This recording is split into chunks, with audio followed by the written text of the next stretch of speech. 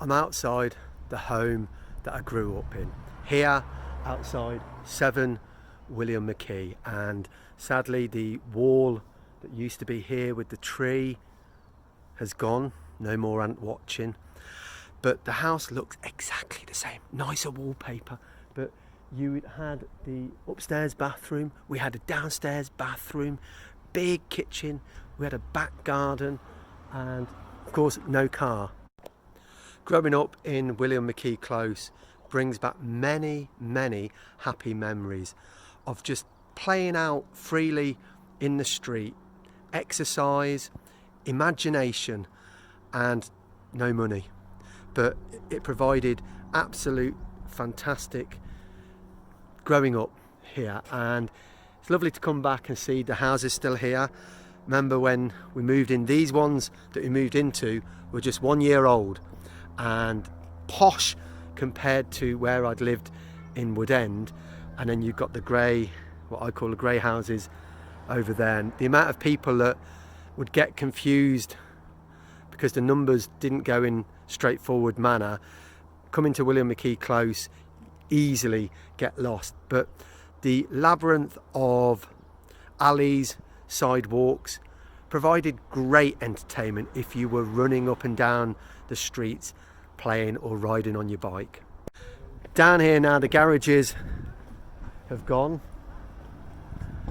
but I'm going to see if the play areas are still there that we used to play on. We used to play on the rocket and the fire engine, so I'm going to have a quick little look. I've not been down here for years. Just take a little run down here. We would do athletics down here, ride our bikes down here, come through here from William McKee to Edward Bailey, James Galloway, and here used to be the rocket, but this day and age, health and safety, no longer there. But you can see the very spot where it used to be, a metal frame that you could climb up and quite happily fall onto the concrete, but obviously that's long gone. And this spot is where the fire engine used to be many years ago, in between William McKee and Edward Bailey, and we used to love running through, down the back of the entries, through the entries on our bikes, and then going this way, if I keep running, we would have at the top here of this hill, shop. It's still there. Well, hey. At the end of the 1970s and the early 80s, this was a wavy line shop. It's not what my mum used to call it. And this is where we would come if you needed sweets or you needed emergency food because the supermarket was closed. We would come down here, get the cigarettes, get the sweets, and then go back home. But it's still here, not a wavy line, but it's still here as an off licence. Brilliant.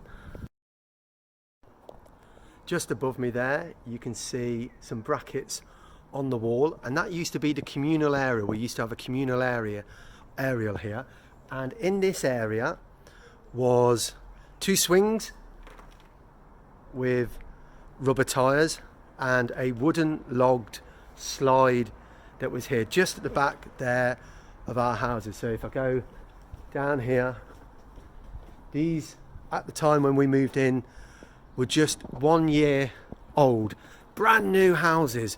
It was the summer of the heat wave, and like I say, we had back gardens that then led on to, at the back of the house that I lived in, we had 2 wooden horses that we could play on, and theirs, it's not the same, but it's, our back gate was there. They've now had an extension on the back here, and the fence is higher. So whilst all the play areas have gone, essentially the houses are still the same today. With behind me there is 2 bungalows. I remember looking out of the window up here and seeing the bungalow opposite on fire and going down to the phone box and calling the fire brigade, and sadly the bungalow burnt down, but this was rebuilt. Loved playing down here.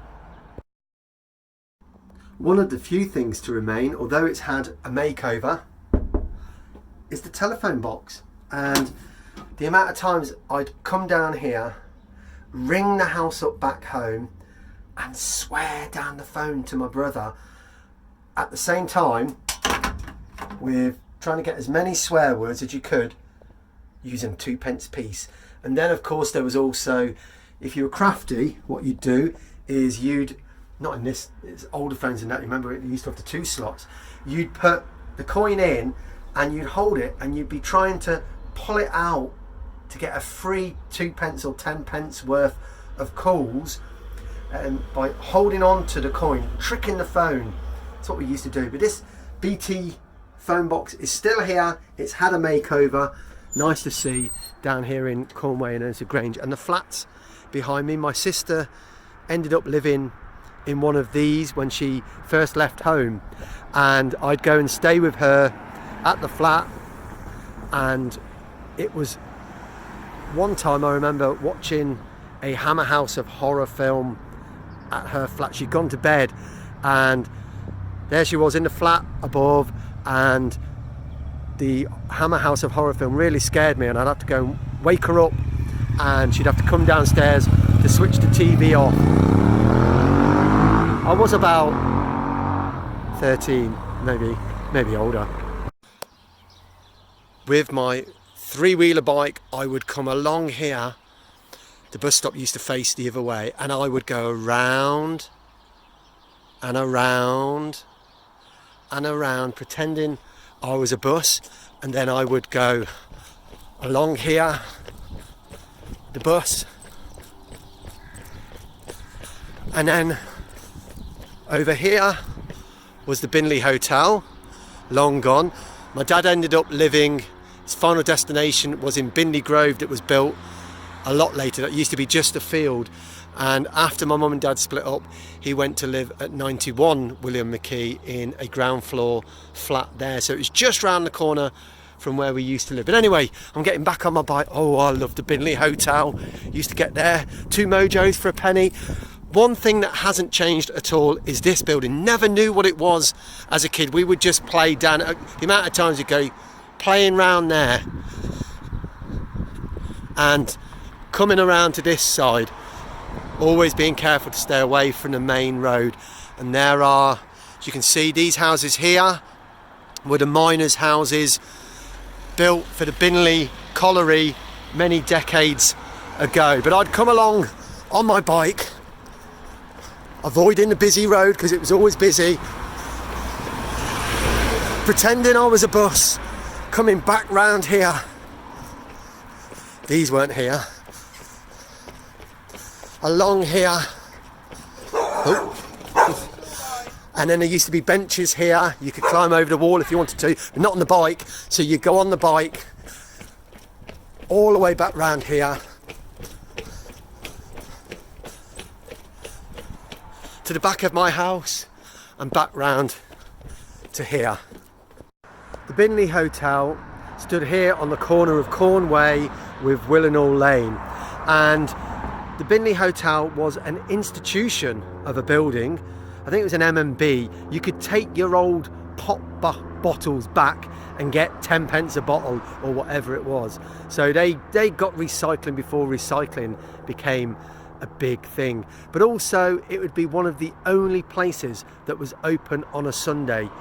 You could go to the outdoor, which would be open for a couple of hours on a Sunday afternoon and a couple of hours on a Sunday evening, where you could buy your crisps, your sweets and your pop to your heart's content if you had the money. And we would come over the road, like I say, from William McKee here to the outdoor. And in later years, when my dad lived over the road there in the flat, I would come here and have a little beer or a pint of Coke in between my post rounds. So whilst the Bingley Hotel might have gone, the memories still remain.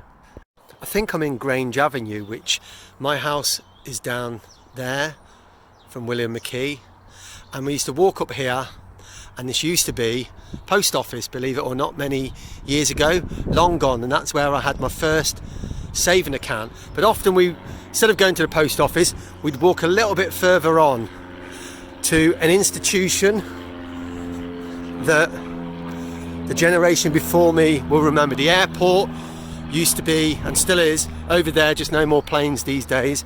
And we would watch the air shows coming up here. We'd watch the air shows over the field. There was the park there. Now, first time I've seen this, the John White Community Centre. But where we'd go, and this was the most important thing for my dad, every Wednesday and every other day that he could come, he would take a walk and a huff and a puff on the way back and come to the Bingley Working Men's Club. The building's still here today, decades later. This is where we would go on our outings once a year. This is where we'd come and get our hair cut. This is where you'd play bingo.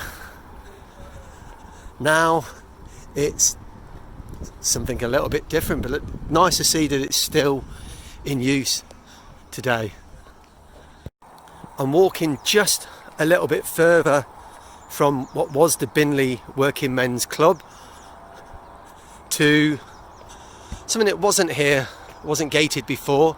It's called Claybrook Marsh now, but back when I was a kid, you'd come through here and there was lots of wooded area, but also you had the Bingley colliery pits. So this, you had the tip and you had the pits. And I remember coming here when the snow was on this ground, and in the middle of winter, even though there was snow on the ground, the hot coals would cause the steam to rise. It's nice to see that there's still some wooded area left here, but we'd come on our own, we'd play in the quarries, not really supposed to do that, and we would play at the tip. You've now got over there the very busy road, but this is pretty much all that's left of the colliery that used to be here. It's now just marshland, and the tip has long gone. I'm outside Bingley Recreation Ground, and after all these years it hasn't changed at all. The field, of course, is still exactly the same as it was. The only thing that's missing is over there where the railings are. There used to be the park, and you'd have the swings, many happy adventures there, slides, roundabout, oh my word. And then if you go right down there, you would have football playing at the weekends, but also if you carried on right down to the very end, you'd have the railway track, but you could see the aeroplanes from the airport coming over as well. So as a kid here in the fields here in Bingley, absolutely great fun, provided hours and hours of entertainment. Glad to see that today it's still providing fun and exercise for a lot of young people. I'm outside the shop that used to be Cornway News Agents, and it was the very first place that I had a job as a paper boy, and these were all brand new shops then, and some of them weren't even open yet. But here was St Margaret's, I think it was, or St Mary's chip shop, became post office.